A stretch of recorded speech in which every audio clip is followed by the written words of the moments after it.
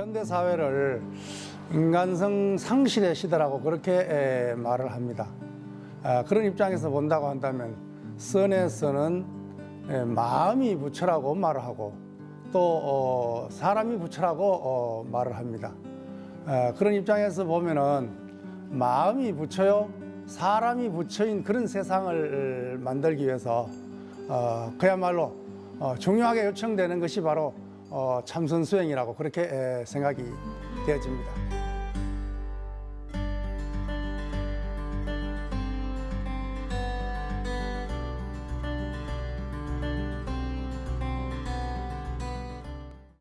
큰 박수와 함께 월암 스님을 무대로 모시겠습니다.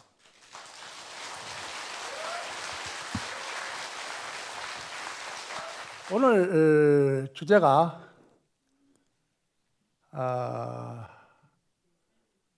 인간은 왜 수행을 해야 하는가 라는 의문을 던지고 있습니다. 그리고 빅 퀘스천이라고 큰 물음이라고 이렇게 전제를 하고 있습니다만은 제목대로 한다면은 어떻게 보면은 위대한 물음 혹은 이 세상에서 가장 큰 물음이라고 한다면 그것은 화두가 아니겠는가? 간화스는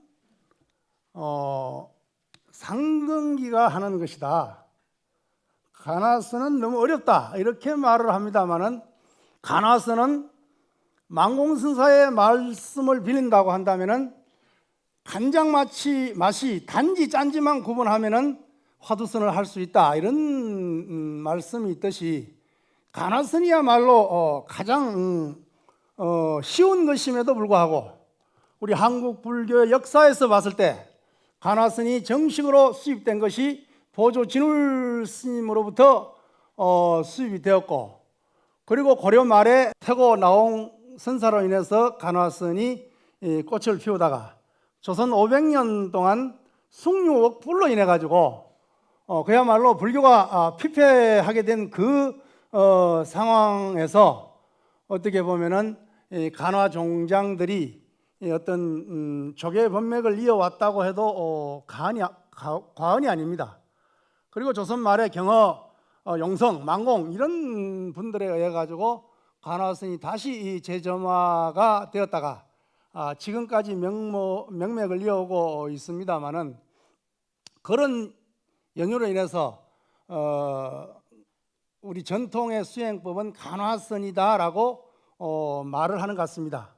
아까 사회자께서도 말씀을 하셨지만은 이 전통적인 간화선에서 이제는 어떤 위파사나 수행으로 지금 옮겨가고 있다 이렇게 말을 하고 있습니다만은 저는 간화선 수행에서 좀 더 다양화된 수행의 방편이 도입되고 있다 이런 긍정적인 면으로 생각하고 싶습니다. 간화제일주의를 벗어나서 누구든지 자기 경기에 맞고 자기 형편에 맞는 수행으로 나아갈 수 있다고 한다면 그야말로 수행 불교로 나아가는 어떤 좋은 어떤 현상이 아닌가 이렇게 생각을 해봅니다.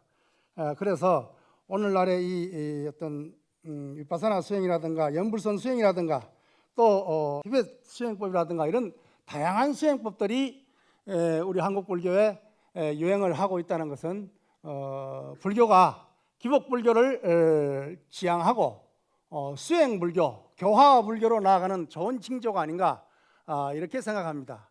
어떻게 보면 간화선이라 그러면 사실 아까도 말씀을 드렸습니다만은 옛날이라고 해서 간화선이 그렇게 모든 불자들이 다 간화선을 수행을 했던 것은 사실 아니죠.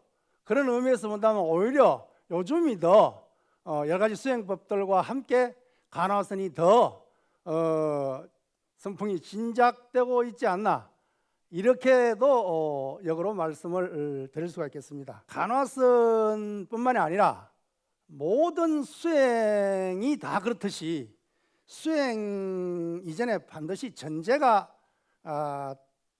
마련되기 마련입니다. 그래서 저는 간화선 수행의 전제를 세 가지로 들었습니다. 첫째, 정견의 확립입니다. 이것은 어떤 수행이든지 다 정견이 확립되지 않으면 그 수행은 꽝입니다. 엉터리입니다. 요즘 수행자들이 많고 별의별 수행이 이 어떤 대한민국을 갖다가 오히려 어지럽게 하는 면이 없지 않아 있습니다. 그것은 정견이 서지 않는, 부처님께서 말씀하신 정견이 확립되지 않는 상태에서 수행만 쫓아가다 보니까 그 뿌리 없는 열매를 쫓아가는 그런 현상이 바로 오늘날의 어떤 이런 수행 범람의 시대를 맞이하고 있다, 이렇게 생각이 듭니다. 그렇기 때문에 첫째, 정견이 확립돼야 된다. 그 중에서도 가장 초기 불교하는 분들이 대단히 유감스럽게도 부처님은 무아를 설했는데 왜 대승불교와 선불교에서는 신화를, 참나를 이야기하느냐라고 하는 이런 말을 많이 합니다. 그것은 제가 봤을 때 불교를, 전체 불교를 제대로 아울러서 이해하지 못한 어떤 편견이 아닌가, 이렇게 생각을 합니다. 연계의 법에서 봤을 때는 분명히 무아라고 말할 수 있지만은, 특히 성기의 입장에서 보면은 그것은 어떻게 보면 참나라고도 말할 수 있고, 그 외에 여러 가지 예를 들어서 중도다, 혹은 공이다, 진여다, 불승이다, 예례장이다, 여러 가지로 말할 수 있고, 또 선에서 말하고 있는 한물건이다, 자성청정이다, 혹은 본래 면목이다, 주인공이다, 이렇게 말을 할 수가 있습니다. 그러니까 그 용어상에서 오는 어떤 혼돈을 가지고 어떤 대승불교를 비불교라고 하는 입장이라든가, 특히 선불교를 갖다가 폄하하는 이러한 시각은 오히려 어떤 초기 불교를 제대로 이해하지 못한 사람들이 하는 말이 아닌가. 방금 우리 일묵 선사께서 초기 불교의 어떤 사성지에 대한 위파사나 수행법을 자상하게 말씀해 주셨습니다만은, 제가 앞에서 들으니까 제가 알고 있는 간화선 수행과 하나도 다른 바가 없습니다. 그대로입니다. 그런데 왜 초기 불교 하는 사람들 중에서 혹 어떤 사람들이 대승불교와 선불교, 특히 간화선을 갖다가 부처님이 무슨 화두 들고 참선했나, 수행했나, 이런 식으로 얼토당한 그런 어떤 식으로 간다고 한다면, 오히려 수행과 불교를 갖다가 더 혼탁하게 만드는 그런 어떤 현상이다, 이렇게 말씀을 드리고, 초기 불교와 대승불교와 선불교 이래까지 모든 전불교에서 역시 정견, 팔정도에서 나오는 정견으로부터 임재에 이르는 어떤 정견에 이르기까지 모두가 다 어떤 부처님께서 말씀하고 있는 연기, 중도, 무아의 사상을 벗어나지 않는다는 것을 말씀드리고 싶고요. 선불교 역시 이 중도에 철저할 때 수행의 길로 나아갈 수 있다, 이렇게 말씀을 드리겠습니다. 두 번째는 발심입니다. 애선사가 말하기를 수행이 되는지 안 되는지, 잘 되는지 못 되는지를 탓하지 말고 발심이 되었느냐 안 되었느냐를 먼저 돌아보라 그랬습니다. 발심이 되지 않으면 수행이 진전이 없습니다. 그래서 정견의 확립과 동시에 발심이 구축돼야 된다, 이렇게 말씀을 드립니다. 발심은 말 그대로 발보리심의 준말입니다. 우리는 보리심 그러면 흔히 해석하기를 갖다가 글자 그대로 해석해서 깨달음이다, 이렇게 해석합니다만은, 역대 대성의 논사라든가 혹은 선의 역대 종장들은 모두 보리심을 갖다가 깨달음과 동시에 자비심을 동시에 이야기하고 있는 것입니다. 다시 말하면 선적언어로 말하면은 견성성불에 대한 강력한 의지와, 그리고 동시에 일체 중생을 제도하겠다고 하는, 일체 중생을 다 건지고야 말겠다고 하는 그러한 대자비심이 전제되어질 때 이것이 제대로 된 발보리심이요 발심이다, 이렇게 말을 하고 있습니다. 이건 제 말이 아닙니다. 그래서 발심이 제대로 되어야만이 그야말로 불태전의 신심으로서 결정코 성불하겠다, 동시에 결정코 모든 종생을 제도하겠다는 이런 대발심이 전제되지 않는다고 한다면 생사를 돈망해서 해탈의 길로 나아가는 것은 어려운 길이다. 중생의 업력으로 어떻게 보살의 원력을 대신할 수 있겠습니까? 그래서 발심이 전제돼야 된다. 다음에는 출가입니다. 운서 주경선사의 그 죽창수필에 보면 출가에는 4가지 요관이 있다 이렇게 말을 하고 있어요. 첫째는 출가의 출가자다. 이건 올바른 출가자입니다. 두 번째는 제가의 출가자다. 여러분들과 같은 사람들입니다. 비록 오욕 속에 들어있지만은 그러나 오욕을 여의고 깨달음을 향해서 일체 중생의 제도를 향해서 나가는 자를 일러서 제가의 출가자라 이렇게 말하고 있습니다. 그 다음에 출가의 제가자입니다. 비록 가사장사문 입고 머리는 깎았지만은 욕망 속에 갇혀서 이익과 명예를 구하는 자, 이제는 출가의 제가자다. 이렇게 말을 할 수 있는 것입니다. 오늘날 우리 주위에 이런 사람들이 많기 때문에 불교가 혼탁하게 되는 것입니다. 마지막으로 제가의 제가자, 이건 말할 것도 없습니다. 부처님이 오신지도 모르고 불법이 있는지도 모르고 그냥 그렇게 살아가는 사람, 이것은 그야말로 우리가 이 입장에 본다면은 출가의 출가자가 되었던 제가의 출가자가 되었던 간에 출가, 욕망으로부터 벗어나고자 하는 이러한 마음이 없다고 한다면은 수행이 제대로 될 리가 없겠죠. 아까 일묵스님께서 말씀하셨듯이 행복 자체가 행복이 아닌데 그 행복을 쫓아가는 그 신기를 쫓는 그 사람들이 어떻게 진리를 향해서 나아갈 수가 있겠습니까? 간화선 수행 본격적으로 수행으로 들어가겠습니다. 어떤 수행이든지 모두 다 그렇겠지만은 이 가이드의 역할은 대단히 중요합니다. 선지식의 역할이라는 것은 중요하죠. 길을 안내하는 사람이 없다고 한다면은 수행이 어렵겠죠. 그래서 간화선에 역시 이 역대로 보면은 스승과 제자가 1대1로 눈높이 교육을 철저히 실현했던 것입니다. 그럼에도 불구하고 요즘에 와서는 이러한 스승의 역할이 미미하게 되어버렸기 때문에 어떻게 보면 간화선, 아니 한국선 자체가 굉장히 어려운 지경에 이르렀다고도 말할 수 있는 것입니다. 그래서 선지식은 첫째는 육조 스님의 말씀에 보면 안에 선지식이 있고 밖에 선지식이 있다 그랬습니다. 안에 선지식은 자기 스스로 선지식입니다. 내 스스로가 선지식이란 것이죠. 그리고 밖에 선지식은 우리가 말하는, 저기서 말하는 뭐예요? 교수 선지식이라고 하는, 나를 인도해주는, 깨달음으로 인도해주는 스승을 우리는 교수 선지식이다 이렇게 말합니다. 물론 외호, 동행, 도반. 그래서 전통적인 우리 선의 말로 하면 도량이 갖추어졌느냐, 도반이 갖추어졌느냐, 도사, 길을 인도해주는 도사, 스승이 갖추어졌느냐를 이야기하고 있는 것입니다. 이 선지식의 역할은 대단히 중요합니다. 왜냐? 외호 선지식이 없다고, 도량이 없다고 한다면은, 그리고 동행 선지식, 도반이 없다고 한다면은, 그리고 교수 선지식, 눈 밝은 종사가 없다고 한다면은 어떻게 이 생사의 파도를 건널 수 있겠는가? 이렇게 우리 생각할 수가 있겠습니다. 그래서 선지식이 항상 주위에서 전경과 발심, 그리고 출가의 어떤 심정, 그 마음 상태를 점검하면서 이 사람이 과연 수행으로 나아갈 수 있는가, 수행을 지속할 수 있는가 라고 하는 것을 철저하게 지도할 때만이 우리는 수행의 길로 나아갈 수 있다, 이렇게 말을 할 수가 있겠습니다. 그 다음에 두 번째는 화두를 결탁해야 되겠는데, 화두 그러면은 여러분 화두가 있습니까 없습니까? 여러분 스스로 화두가 있습니까 없습니까? 누구나 다 화두가 있습니다. 다만 화두를 반조하지 않을 뿐입니다. 여러분 태어났습니다. 나도 태어나고 여러분도 태어나고 모두가 태어났습니다. 태어난 사람이 어디로조차 태어났냐고 물으면 우리는 모릅니다. 살고 있습니다. 가야 됩니다. 어디로 갑니까? 생사가 분명히 있지만은 생사에 대해서 우리는 모르고 있습니다. 태어났지만 온 곳을 모르고 죽어야 되지만 죽어서 가는 곳을 모르고 있다. 이런 입장에서 봤을 때 우리는 태어남과 동시에, 삶과 동시에 화두가 주어져 있습니다. 어디로 쫓아왔는가? 여러분들에게 묻겠습니다. 여러분들은 무엇입니까?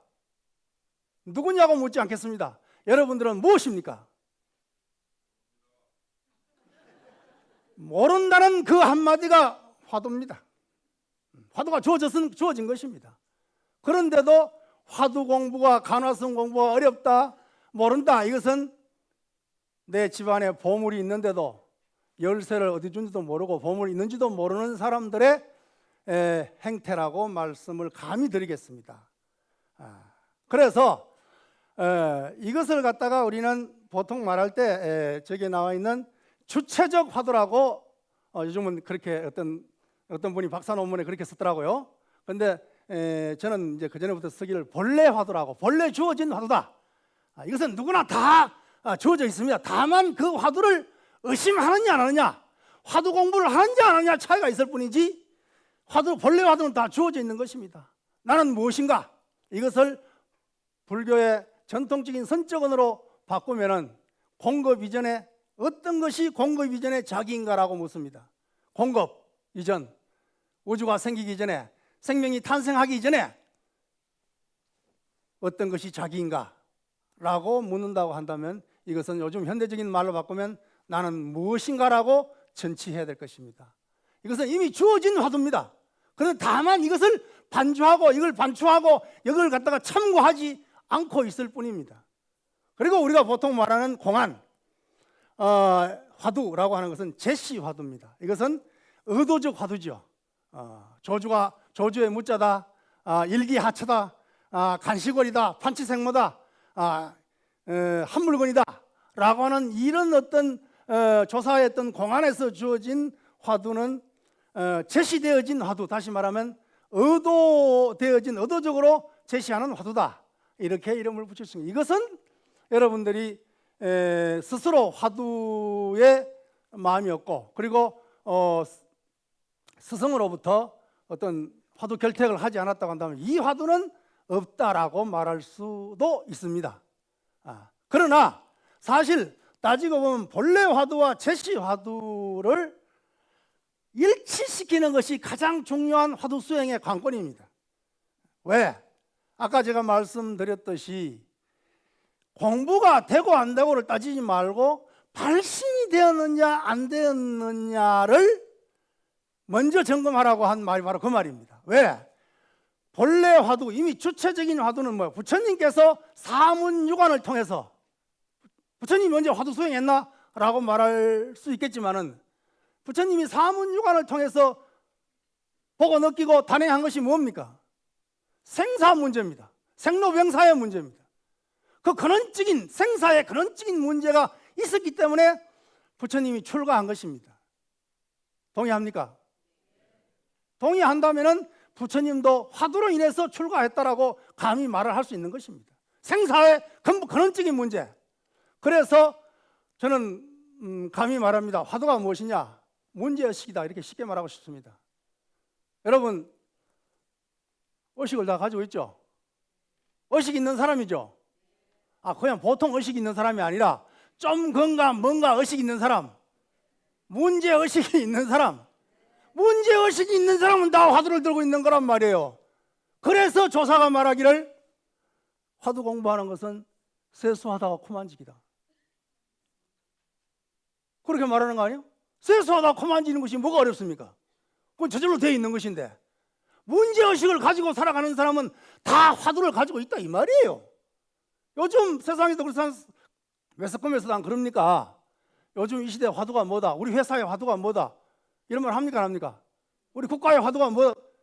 누구나 다 문제의식은 다 있는 것입니다. 그러나 우리가 생사를 해탈해서 성불을 하고자 한다면 거기서 말하는 화두라고 하는 것은 생명의 근원, 존재의 실상에 대한 근원적인 물음, 우주와 인생에 대한 근원적인 물음이 화두다라고 정의할 수 있겠죠.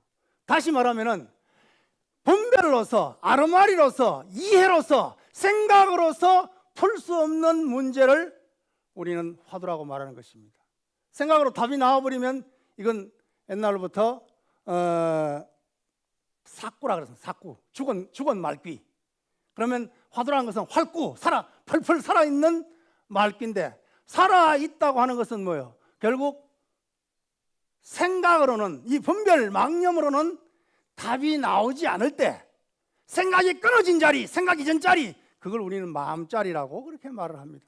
단경에서는 심지라고 말하죠. 마음 땅, 그걸 바꾸면은 마음짜리라고 말하겠죠. 우리는 인간은 생각으로 살아갑니다. 생로병사가 다 생각 가운데 일어나고 있는 것입니다. 특히 우리 선에서는 생사를 일념생사로 보고 있습니다. 한번 따라 해볼까요? 일념생사.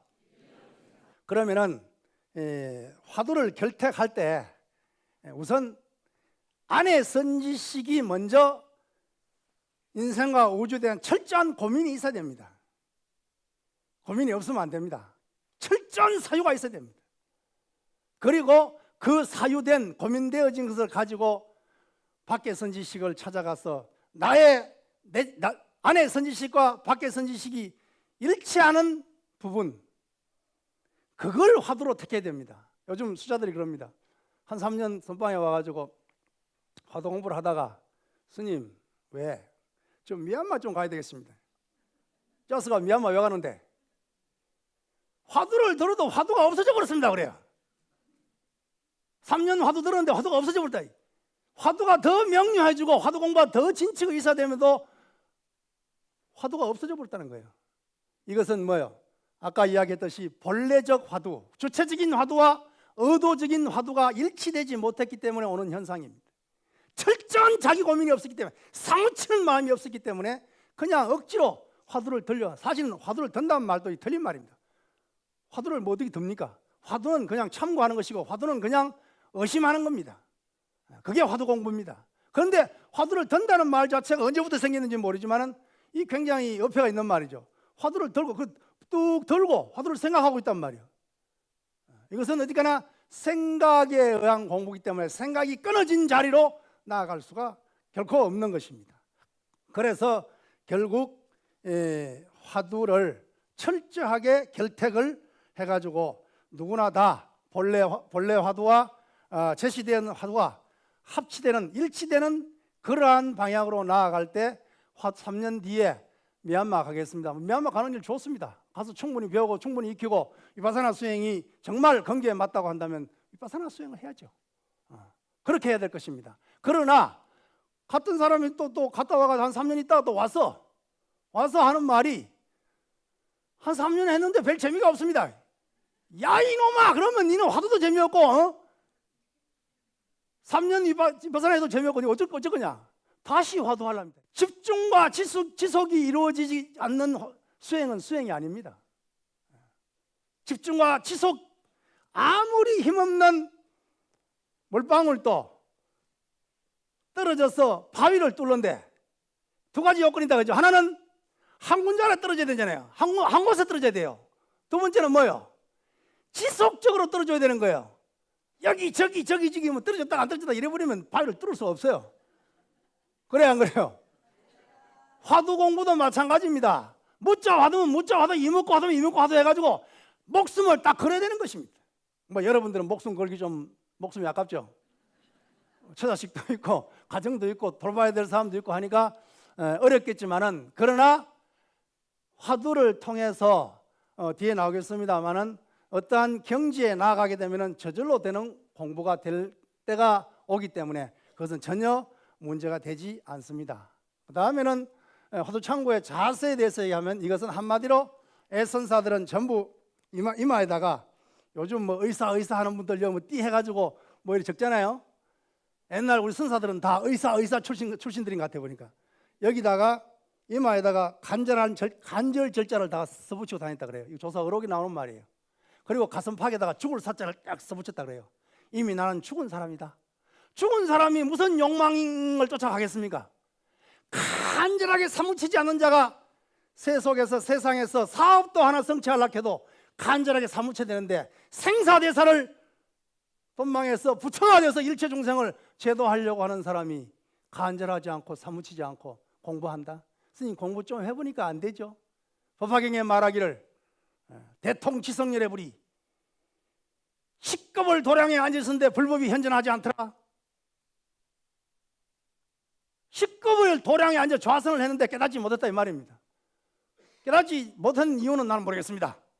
그러나 거기서 하나 유추할 수 있는 것은 10급을 좌선을 했다는 것입니다. 10급을 참선을 했다는 것입니다. 여러분 참선 몇 년 했습니까? 2, 3년 겨우 뭐 평생 한 50년 했다고 해서 물러나는 그런 마음으로는 도업을 성취할 수 없다는 것입니다. 그래서 신신과 원료가 발신이 중요하다는 이유가 바로 거기에 있는 것입니다. 그래서 간절하게 사무쳐야 된다. 자, 그러면 이제 구체적으로 화두 참고의 방법을 한번 도표로 설명하면은 아까 이야기했죠. 우리 선에서는 생사를 일념생사로 보고 수행도 단경에 말하기를 일념수행이라 그러고 해탈도 일념해탈이고 성불도 일념성불이라고 말하는 것입니다. 한 생각 일념.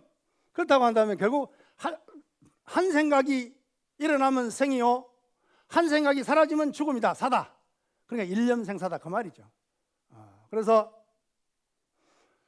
일념생사, 끊임없이 일념생사를 거듭하고 있는 우리 중생들이 그대로 방치하면 어떻게 되겠습니까?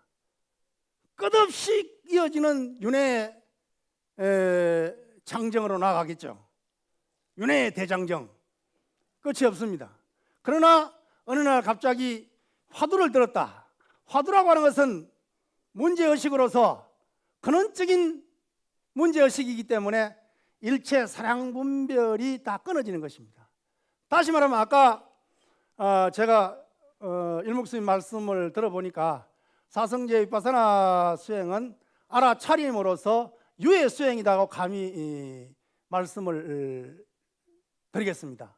그러나 우리 간화선 수행은 그 상대적인 의미로서 무의 수행입니다. 아까 오온을 말하고 오온 12처 18개를 막 구체적으로 언급하진 않았지만 대강 그런 말씀이었습니다. 그 오온 12처 18개 안에서 알아차림으로써 수행해 나가는 것이라고 한다면 우리 간화선 수행은 대승불교를 베이스로 깔고 있기 때문에 일체가 공하다고 하는, 오온이 공하다고 하는 뭐 반야신경 그대로입니다. 오온 계공요 고진멸도를 갖다가 무고진멸도라, 고진멸도조차도 일체 공한 그 자리에서 무작사제, 무작사성제에서 출발하고 있다는 것입니다. 무안이비설신이 무색성양미촉법, 무안계 내지 무의식계라고 하는 철저한 공을 바탕으로 여기에서 출발한다는 것입니다. 그렇기 때문에 분별로서 알무로서 공부를 삼는 것이 아니라 모르는 것으로서, 무분별로서, 놓는 것으로서, 비우는 것으로서 출발하고 있다고 하는 출발 선상이 다르다라고 말씀을 드리겠습니다. 그렇기 때문에 누가 많이 알았다, 많이 배웠다, 이건 문제가 되지 않는 것입니다. 오로지 순수한 마음, 순일무잡한 마음으로서 화두에 일념 천착할 수 있느냐가 관건이 될 수 있는 것입니다. 그렇기 때문에 결국 일념생사라고 하는 입장에서 윤회를 영단하고 화두 참고로 나아가게 되면 어떻게 됐어요? 아까 일목스님도 역시 거침, 지라고 이야기했습니다. 지관이라 그랬죠. 지라는 것은 거친다는 말이죠. 거치는 파도가 거친다. 번뇌 망념의 파도가 거친다는 것입니다. 다 거쳐버리면 어떻게 되겠어요? 고요해지는 것이죠. 고요하는 것이 결국 뭐요? 삼매, 삼았다? 그러면은 공적한 마음이라고 그렇게 선에서는 표현합니다. 이 공적한 일념이 공적한 그 가운데 역시 또 화두를 참고하게 되면은 그 공적만 떡 지키고 있으면 아까 우리 일목스님이 역시 말씀하시더군요. 선정마저도 뭐예요? 진정한 행복이 아니다라는 말씀을 잠깐 들었는데, 공적 속에 또 공적만 지키고 있으면 어떻게 되겠습니까? 무기에 빠지겠죠. 그러나 거기에서 한층 더 화두창고로 나가게 되면 영지한 마음, 반야의 마음이 반야가 일어나는 것입니다. 그래서 아까 말씀한 공적한 마음은 선정이요, 지요. 영지의 마음은 반야입니다. 그래서 지혜입니다. 그래서 역시 중도의 마음으로서 선정과 지혜를 함께 닦아 나가는 정해상수, 지관 구행이 지관상수가 된다. 이렇게 말씀을 드릴 수가 있겠습니다. 역시 이 화두 참고에서 가장 중요한 것은 의심입니다. 그러면 초기 불교에서는 의심을 갖다가 굉장히 경계해야 되고 끊어야 될 어떤 호구로 번뇌로 보고 있는데, 그럼 왜 간화선에서는 의심이라고 하는 것을 수행의 방편으로 삼았을까라고 하는 거지. 중생의 가장 혹독한 업을 갖다가 그 반대로 돌이켜서 그 업력을 원력으로 돌이켜서 화두 의심으로 지향되어 나갈 수 있다고 한다면은 좋은 수행법이 될 수 있는 가능성이 있다고 봤기 때문에 의심, 화두에 대한 의심, 근원적인 의심을 택했던 것입니다. 그래서 이 화두는 그야말로 오로지 일체 모든 것을 다 놓아버린 상태에서, 무의 상태에서, 공의 상태에서, 일체 개공에서, 그것을 종교적으로 말하면 본래 부처입니다.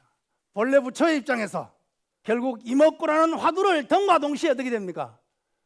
동시에 중생이 화두를 드는 형국이지만 결국은 뭐요? 부처가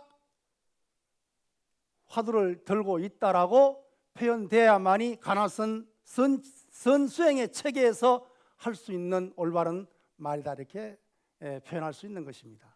그래서 결국 중생이지만 이목구라고 하는 화두 참고에, 화두 의심에 들어갔을 때 이미 본래 부처의 한 발짝 디딘, 이러한, 그렇기 때문에 본래 부처의 한 발짝 디딘 사람이기 때문에 나의 이 화두 참고의 이 여정이 결코 뭐예요?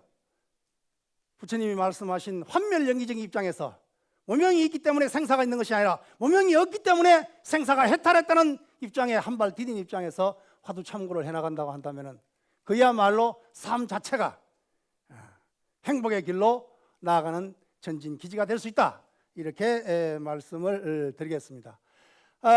철저하게 의심을 하다 보면 그 다음에는 의심이 좀 이렇게 어떤 모양을 잡아가는 것을 갖다가 어떤, 우리가 요즘은 뭐 텔레비전을 보니까 임신한 부인이 이렇게 병원에 가가지고 뭐 이렇게 하니까 아기가 이렇게 약간 어떤 모습을 갖추는 그걸 보여주대요. 그래서 내가 저거이 바로 의심에서 의정으로 넘어가는 단계구나. 이제 생명이 이제 어떤 희미하지만 생명의 어떤, 다시 말하면 화두 의심이 산발적으로 주어진다 하더라도 이것이 하나로 통일되어져 가지고 통일되어진 어떤 화두 의심에 자리 잡아가는 것을 우리는 의정이다. 그래서 동로, 화두 의심이 동로되어지는, 홀로 드러나는 그러한 입장이라고. 이 의정의 단계를 넘어서면은 의단, 그야말로 단은, 이것은 덩어리 단자입니다. 그래서 화두가 하나로 완전히 굳어지는, 그래서 나와 화두 드는 자와 화두 드는 자와 화두 들어짐이, 화두 되어짐이, 다시 말하면 나와 화두가 바로 하나 되어지는 경지라고 한다면은 이미 의단이 타성일편이 되었다. 타성일편은 어려운 말입니다만은 하나 되었다, 이 말입니다. 우리는 번뇌망념으로서 그냥 내 재산을 삼고 내 살림살이로 삼아가지고 늘 바깥 경계를 쫓아다닙니다. 알아차림을 통하든지 아니면 화두를 통하든지 연부를 통하든지 어떠한 수행을 통해서 하나로 일념으로 나간다는 것은 대단히 중요하죠. 그래서 의심, 의정, 의단의 단계로 발전되어서 의단, 그 고봉 스님의 선요에 보면은 그 말이 나옵니다. 화두가 저절로 창구되어졌을 때 일주일 내에 깨닫지, 열흘 내에 깨닫지 못하면 내가 발설지옥에 가겠다, 이런 말이 나옵니다. 그것이 바로 의단이 타성일편이 되었을 때를 이야기하고 있는 것입니다. 지금 초입에서 이야기하는 것이 아니라, 그래서 의심, 의정, 의단 이렇게 되면 결국에는 화두 타파를 통해서 결국 깨달음에 이르게 된다는 것입니다. 조사어록에 말하기를 의심이 크면은, 화두 의심이 크면 클수록 깨달음이 크고, 화두 의심이 작으면 작을수록 작은 깨달음이 오고, 그리고 화두 의심이 없으면은 뭐요? 깨달음도 없다, 꽝이다, 이런 말입니다. 그럼 결국 화두의 생명은 오롯한 의심으로 나아간다. 의심이라고 하는 것은 어떤 의혹이라든가 회의라든가 이런 부정적인 의미가 아니라 오로지 순일무잡한 근원적인 생명의 실상에 대한 의문입니다. 이 의문이라는 것은 묻는 것입니다. 밖으로 묻는 것이 아니라 누구에게 묻습니까? 자기 자신에게 묻는 것입니다. 요즘 자기 자신에게 묻는 것도 많이 퇴색되었고, 그리고 다른 사람에게 묻는 것도 아주 스마트폰 속에 다 있어서 그런지는 모르겠지만은 문답이, 우리 선문에서도 문답이 없어져 버렸습니다. 부처님의 경전도 결국은 문답 아닙니까? 수보리가 묻고 희요하십니다 세존이시여 라고 하면서 묻고 있잖아요. 그래서 부처님이 대답하고 있단 말이에요. 아니 다른 경전도 다 마찬가지입니다. 조사 의록도 마찬가지입니다. 묻고 대답하는 것입니다. 선에서 물으면 선문답입니다. 불교에서 물으면 불문답입니다. 물어야 됩니다. 물어야 일이 이루어집니다.